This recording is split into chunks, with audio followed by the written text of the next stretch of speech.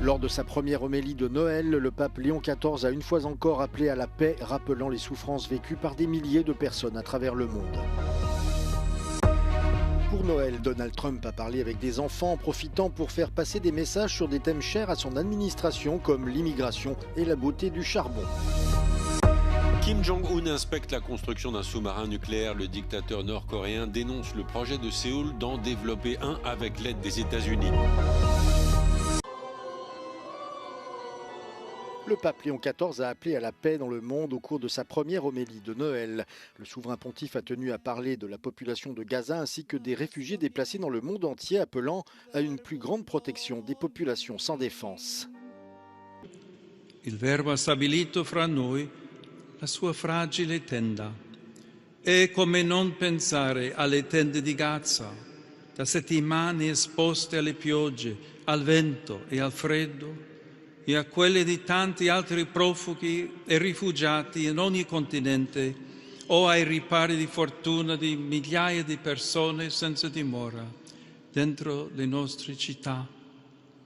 Fragile è la carne delle popolazioni inermi, provate da tante guerre in corso o concluse lasciando macerie e ferite aperte. Le pape, qui s'adressait à des milliers de fidèles à l'intérieur de la basilique Saint-Pierre, a aussi rappelé, comme il l'a souvent fait depuis son arrivée au printemps, que les nombreux conflits qui déchirent le monde ne peuvent être résolus que par le dialogue. Léon XIV a ensuite délivré le traditionnel message de Noël depuis une loggia surplombant la place Saint-Pierre, où il a donné sa première bénédiction Urbi et Orbi à la ville et au monde. Cette période de Noël marque la fin des célébrations de l'année sainte qui s'achèveront le 6 janvier.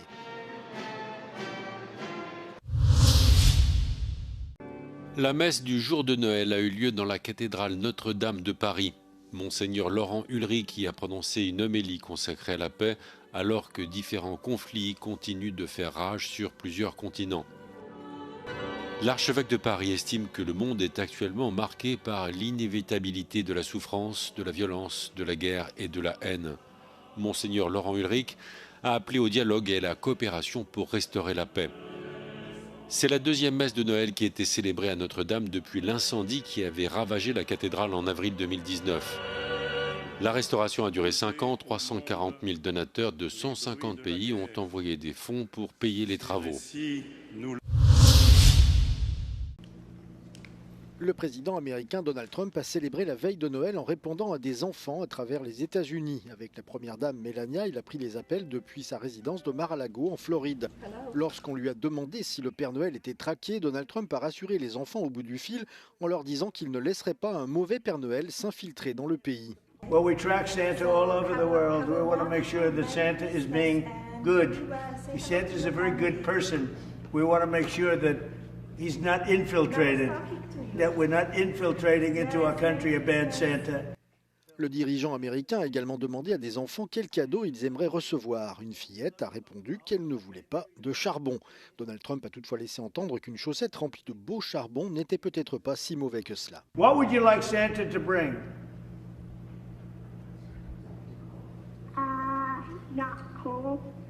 Not coal. No, you don't want coal. Well, coal is, you mean clean, beautiful coal. I had to do that, I'm sorry. No, coal is clean and beautiful. Please remember that at all costs.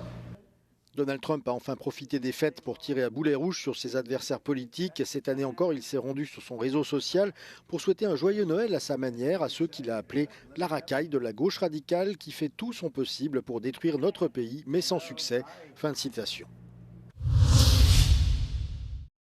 Kim Jong-un sur le chantier d'un sous-marin à propulsion nucléaire. Le dictateur nord-coréen présente la construction du navire comme nécessaire face à ce qu'il désigne comme la menace de Séoul. Au cours de son déplacement médiatisé, Kim Jong-un a dénoncé le projet de la Corée du Sud de se doter d'un sous-marin à propulsion nucléaire avec le soutien des États-Unis.